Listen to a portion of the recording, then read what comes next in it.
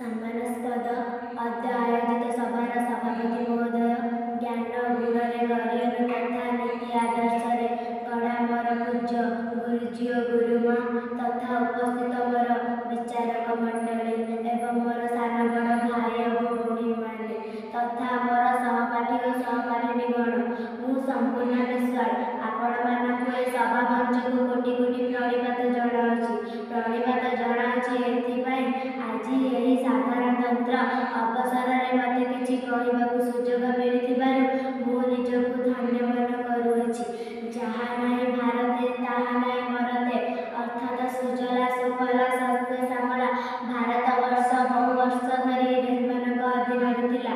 महापुरुष मैंने बलिदान त्याग फल आम देश 1947 मसीहा अगस्ट मास 15 तारिख में स्वाधीनता लाभ कला। आम देश स्वाधीन होइछि सत्य किंतु आम देश आईन कानून सुचार प्रणयन नथिला जहाँकि लोक मानकर एकतार अभाव देखा जाउथिला। Doctor B R. आंबेडकर अध्यक्षतार एक टीम संविधान लिखिबा आरंभ करथिले। दीर्घ 2 वर्ष 11 मास 8 दिन पर आम देशर संविधान लेखा शेष होला। 1950 मसीहा जनवरी 26 तारिख में समग्र देश में कार्यकारी होइथिला। सेही दिन ठारू आम देश में आईन कानून सुचार प्रणयन होइछि। शेषरे समस्त को एतिकी कहबी आजिर शिशु कालीर नागरिक तेणु आमे आम देश को पराधीन देबा नाही।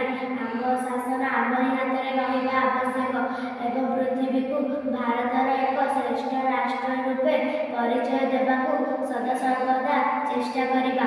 मु एतिकी कहिकी मोर वक्तव्य शेष करुछि।